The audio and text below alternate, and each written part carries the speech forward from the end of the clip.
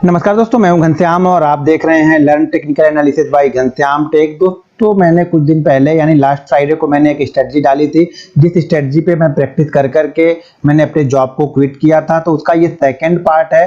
तो second part देखने के पहले अगर आप फर्स्ट पार्ट आपने नहीं देखा है तो फर्स्ट पार्ट देख लीजिए, और सपोर्ट रेजिस्टेंस की मैंने जो वीडियो बनाई है उस वीडियो को भी आप लोग जा करके देख लीजिए, तभी चीजें यहाँ पे आप लोग को क्लियर होंगी। नहीं तो यहाँ पे स्ट्रेटजी का कोई पार्ट आपको समझ में आएगा, कुछ पार्ट आपको समझ में यहाँ पे नहीं आएगा। तो उस स्ट्रेटजी को मैं आपको चार्ट पे ले चलता हूँ, चार्ट पे लेकर के सारी चीजें वन बाय वन आपको बताता हूँ। लेकिन ध्यान रखना ये चीजों कि इस चीजों पे आपको कम से कम 4 से 6 महीने की प्रैक्टिस करनी पड़ेगी। ऐसा नहीं कि आपने एक दिन देखा, 2 दिन देखा, 3 दिन देखा और आप यहाँ पे सक्सेस हासिल कर लोगे। कंटिन्यू जब तक आप स्टॉक के कैरेक्टर को नहीं पहचान पाओगे, स्टॉक्स को आप नहीं समझोगे, अपने आप को आप नहीं समझोगे, तब तक यहाँ से किसी भी स्ट्रेटजी से पैसा बनाना मुश्किल है। सिर्फ स्ट्रेटजी से पैसा नहीं बनता, स्ट्रेटजी के साथ में आपकी डिसिप्लिन, आपका माइंडसेट, आपकी ट्रेडिंग साइकोलॉजी, आपका रिस्क मैनेजमेंट, ये सारी चीजें इन्वॉल्व होके एक स्ट्रेटजी बनती है। जब तक आप इन सारी चीजों को अपनी स्ट्रेटजीज में, अपने ट्रेडिंग रूल्स में इन्वॉल्व नहीं करोगे, तब तक आप यहाँ पे सक्सेस हासिल नहीं कर सकते हो।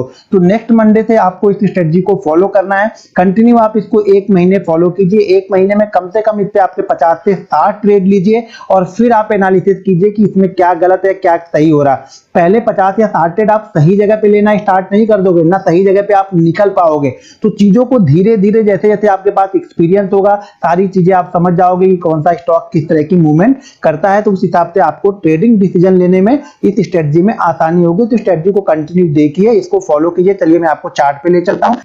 तो दोस्तों, मैंने यहाँ पे चार्ट लगा के रखा है। मैंने चार्ट यहाँ पे लगा के, पहले मैं आपको कंडीशन समझाता हूँ, फिर से एक बार चीजों को समझ लीजिए। आपको पहले मैंने क्या बताया, बहुत सारे लोग इसी जगह पे कंफ्यूज हैं कि पहले मैंने ये बोला है कि पहली एक कैंडल 15 मिनट की, यानी 15 मिनट का टाइम फ्रेम हमारा क्या है, 15 मिनट का है। 15 मिनट के टाइम फ्रेम पे पहली जो एक कैंडल बनी है, ये फर्स्ट कैंडल जो बनेगी 9:15 से लेकर 9:30 तक, उसके बाद हमें आगे की 5 कैंडल 1 2 3 4 5 आगे की 5 कैंडल इस कैंडल के अंदर में ही बनना कंपलसरी है। उसके बाद वो 6 बनती है, 7 8 9 10 11 12 कभी भी बन जाए। 2 बजे के पहले ट्रेड होगा तो हम ट्रेड करेंगे, 2 बजे के बाद ट्रेड होगा तो हम उस ट्रेड को नहीं लेंगे। इस चीज का आपको ध्यान रखना है।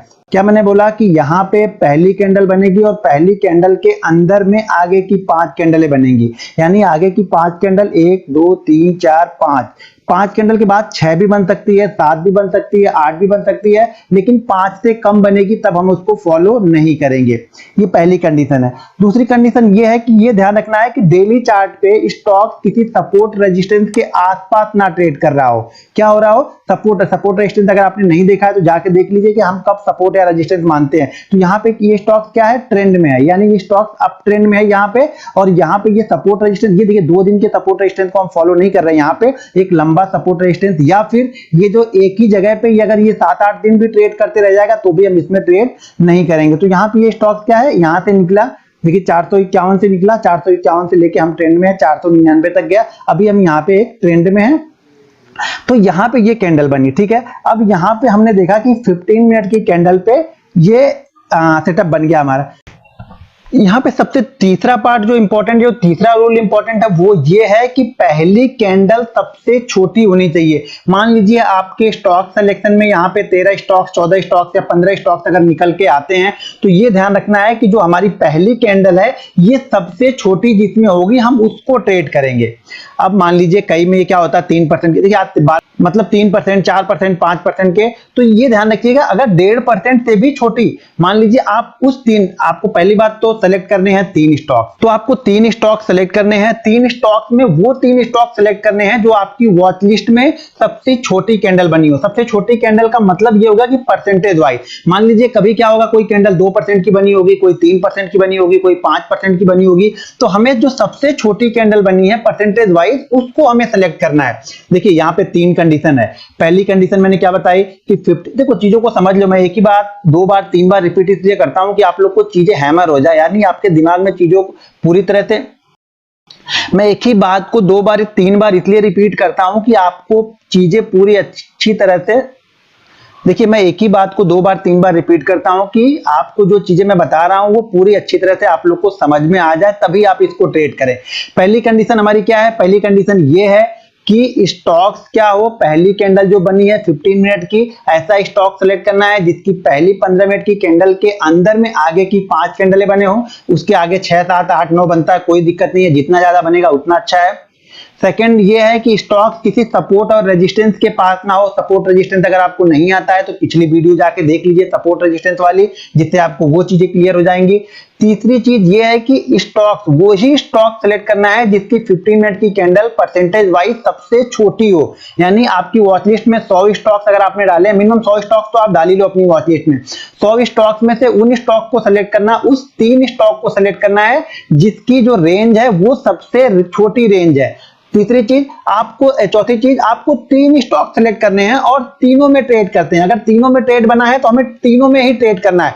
तो ये 4 कंपलसरी रूल है जिसको आपको फॉलो करना है, तभी ये स्ट्रेटजी आपके लिए वर्क करेगी। उसके साथ में डिसिप्लिन, माइंडसेट, रिस्क मैनेजमेंट, ये सब आपको मैनेज ही करना है। अब क्या करना है, अब ये कैंडल बन गई पहली कैंडल, तो पहली कैंडल के जब हाई को ब्रेक करेगा, यानी पहली कैंडल का हाई क्या है, ये है, ठीक है, पहली कैंडल का लो क्या है हमारा, ये है। तो पहली कैंडल के हाई या लो जिस साइड में ब्रेक करेगा हम उस साइड में इस ट्रेड को ले लेंगे। तो यहां पे इसने क्या ब्रेक किया है, लो को ब्रेक किया। तो जैसे ही लो को ब्रेक करेगा हम यहां पे ट्रेड एग्जीक्यूट करेंगे, क्योंकि हमारा जो लो है वो है 90.2 का, तो हम यहां पे जो ट्रेड लेंगे वो 90 के नीचे लेंगे, यानी 89.9 पे हमारा यहां पे ट्रेड एग्जीक्यूट होगा। अब इस कंडीशन में जो हमारा एसएल होगा वो पिछला स्विंग हाई, कई लोग एसएल में कंफ्यूज थे, तो हमारा ये एसएल होगा, ना कि हमारा एसएल ये नहीं हो रहा, हमारा एसएल यहाँ पे ये हो रहा। तो हमने ट्रेड कहां पे लिया है, लगभग 90 पे। हमारा एसएल कहां पे बन रहा है, यहाँ पे 94 का, तो यहाँ पे हमारा एसएल बन रहा है 4 रुपए का। अब यहां से हमें ये ट्रेड, अगर आपको कुछ नहीं समझ में आता है ना, तो जैसे हम इसको ब्रेक करें उसके बाद जो स्विंग हाई है आप स्टॉप लॉस को धीरे धीरे धीरे धीरे 2 कैंडल के पहले लाते जाओ। मोमेंटम आपको मिलना होगा तो 2-3 कैंडलों में ही आपको मोमेंटम मिल जाएगा, नहीं तो ये वापस ऊपर की तरफ शायद निकल जाए या यदि एक रेंज बना के घूमने लगे। तो आपको सबसे अच्छी सिचुएशन है कि जैसे ही हमारे रेंज को ब्रेक करता है, एक कैंडल अगर उसके नीचे बन गई तो उसके बाद आप क्या करो, स्टॉप लॉस को ट्रेल करते जाओ, और जहां आपको लगता है डिसेंट प्रॉफिट आपके लिए हो रहा उस प्रॉफिट को ले लो। जनरली क्या करना पड़ता है, पहला जो टारगेट रखना पड़ता है वो 0.7%, स्टॉक की प्राइस का 0.7%, यानी स्टॉक्स अगर 5 रुपए का है तो हमारा जो पहला टारगेट होगा वो लगभग 4 रुपए का होगा, दूसरा टारगेट वापस 4 रुपए का होगा। तो इस तरह से आप टारगेट यहां पे रख के भी ट्रेड कर सकते हैं। अब देखिए पहला स्टॉक मैंने आपको बताया, इसकी कैंडल सबसे छोटी है। इसी साइड में टाटा कंज्यूमर, यहां पे देखिए ये टाटा कंज्यूमर का चार्ट है, यहां पर देखिए कैंडल कितनी छोटी है। इसका जो लो लगा हुआ है वो है 540 का लो है, और जो हाई लगा हुआ है वो है 544.5 का, 4.5 रुपए का, यानी 1% से भी कम की कैंडल है ये।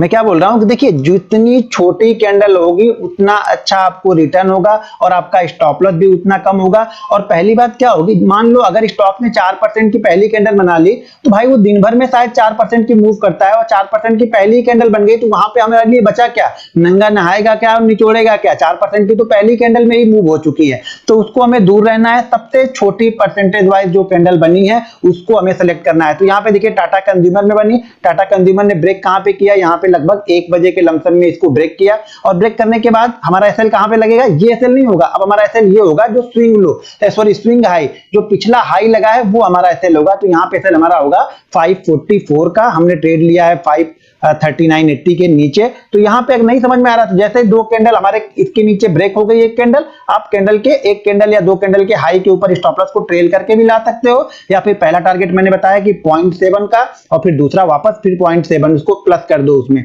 यानी पहला 0.7% का, दूसरा 1.5% का, ये स्टॉप ये आप टारगेट रखो। यानी 500 का स्टॉक है तो यहाँ पे आपको 4 रुपए, अगर मान लो 1000 का स्टॉक है तो पहला टारगेट 7 रुपए, फिर दूसरा टारगेट 14 रुपए, इस हिसाब से आप रख सकते हो। स्टॉप लॉस को ट्रेल करना यहाँ पे बहुत जरूरी है, ये चीजें आप ध्यान रखना, तभी आप यहाँ पे बड़ा मूवमेंट कैप्चर कर सकते हो। लेकिन कहीं ना कहीं एक प्रॉफिट पहले टारगेट पे कुछ ना कुछ क्वांटिटी हमेशा निकाल देनी चाहिए, और स्टॉप लॉस को फिर ट्रेल करके आपको यहाँ पे ट्रेड करना चाहिए। चलिए मैं एक स्टॉक और दिखा रहा हूं, टाटा केमिकल में भी यही सिचुएशन बनी।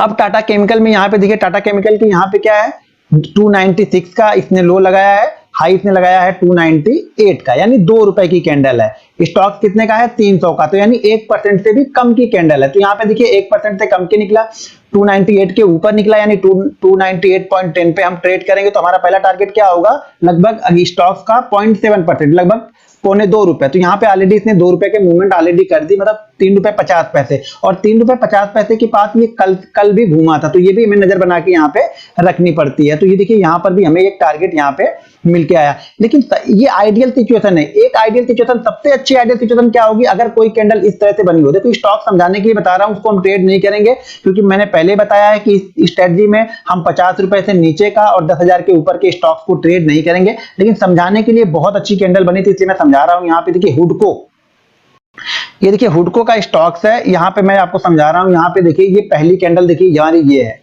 अगर इस साइड की कैंडल, इस तरह की कैंडल बन गई आपको, इस तरह की कैंडल किसी बड़े स्टॉक्स में, मतलब ये ₹30 वाले स्टॉक्स में नहीं, देखिए इस तरह की कितनी छोटी कैंडल बनी है और कितने अच्छे से यहाँ पे ये ट्रेड कर रहा है। इस तरह की कैंडल बन के अगर इस तरह से ट्रेड करते हुए रहते हैं तो 1-2 कैंडलों में ही आपका गेम ओवर हो जाता है। यानी 1-2 कैंडलों में ही जो हमें प्रॉफिट चाहिए होता है वो मिल जाता है। तो वो स्टॉक ज्यादा अच्छा परफॉर्म करेंगे जिनकी कैंडल छोटी होगी, और जिनकी कैंडल एक साथ एक सीध में बनती हुई जाएगी वो कभी भी ज्यादा अच्छा परफॉर्म करके आपको देंगे। यहाँ पे देखिए एक स्टॉक्स और ये पीडीलाइट का है। देखिए पीडीलाइट में भी पहली कैंडल देखिए यहाँ पे बनी। पहली कैंडल कहाँ पे बनी, ये इसका लो जो है 380 का है, जो हाई लगा है 1390।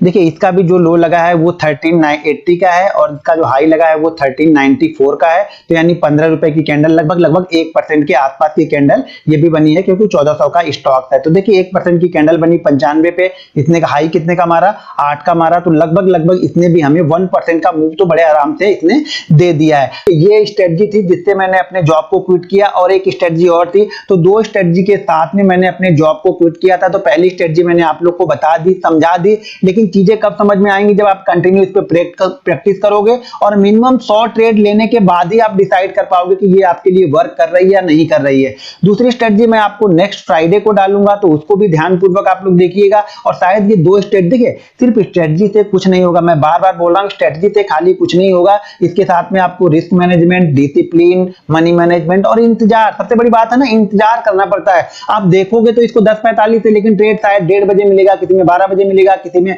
1 बजे मिलेगा, किसी में शायद 11 बजे भी ट्रेड मिल जाए, लेकिन इंतजार तो करना पड़ेगा ना। वो इंतजार वाला टाइम आपको यहाँ बहुत बोरिंग लगेगा, मार्केट आपको इंतजार करने नहीं देगा, क्योंकि बहुत सारे स्टॉक्स उसी समय में ऊपर और नीचे हो रहे होंगे। तो आपको लग रहा होगा यार कि मैं तो गलत जगह पे आके बैठ गया, ये स्टॉक तो देखो यहाँ से 2% चला गया, मेरे देखते देखते 2% चला गया। तो स्ट्रेटजी पे आपको बैठना आना चाहिए। अपने सेटअप पे जब तक आपको बैठना नहीं आएगा, इस कंडीशन में आप पैसा स्टॉक मार्केट से 1 पैसा लेके आप जा नहीं सकते हो। तो ये चीजें ध्यान में रखिएगा। मैं एक बार फिर से बता रहा हूं कि पहली कैंडल सबसे छोटी होनी चाहिए, स्टॉक सपोर्ट रेजिस्टेंस के पास में नहीं होना चाहिए, 1.5% से कम का होना चाहिए, ये 1.5% से कम का होना चाहिए। और इसके बाद 5 कैंडलें होनी चाहिए। और जो स्टॉप लॉस बनेगा, स्टॉप लॉस में बहुत सारी कंफ्यूजन है, तो स्टॉप लॉस स्विंग लो बनेगा। अगर हम इसको बाइंग कर रहे हैं तो हमारा स्टॉप लॉस ये नहीं, हमारा स्टॉप लॉस ये है, जिसका स्टॉप लॉस स्विंग लो बनेगा। स्विंग लो के बाद में अगर स्टॉक्स ने हमारे लेवल को क्रॉस करके ऊपर क्लोज कर दिया है, तो स्टॉप लॉस को फटाफट आप ट्रेल करते हुए चले जाओ। मोमेंटम बनना होगा तो 1-2 कैंडलों में बहुत अच्छा मोमेंटम इस स्ट्रेटजी में मिल जाता है। नहीं तो अगर एक ही जगह पे कंटिन्यू 2-4 कैंडल बन गई है तो आप स्टॉप लॉस ट्रेल करके रखो, या कहीं ना कहीं जो प्रॉफिट मिल रहा है उस प्रॉफिट को लेके निकल जाओ। हमेशा इसका जो टारगेट होगा वो 0.7% पहला टारगेट होगा, दूसरा टारगेट यहाँ पे 1.5% का होगा। तो 0.7 जब पहले मिलता है आपको, तो वहां पे कुछ ना कुछ प्रॉफिट बुक करने के लिए सोचो, या फिर मोमेंटम को ट्रेड करो। जैसे जैसे एक्सपीरियंस आपको बढ़ेगा, शायद इसके टारगेट भी आप धीरे धीरे करके बढ़ा सकते हो, लेकिन पहले आपको एक्सपीरियंस गेन करना पड़ेगा, कंटिन्यू यहाँ पे ट्रेड करना पड़ेगा, तभी आपको चीजें समझ में आएगा। मिलते हैं नेक्स्ट वीडियो में। जय हिंद।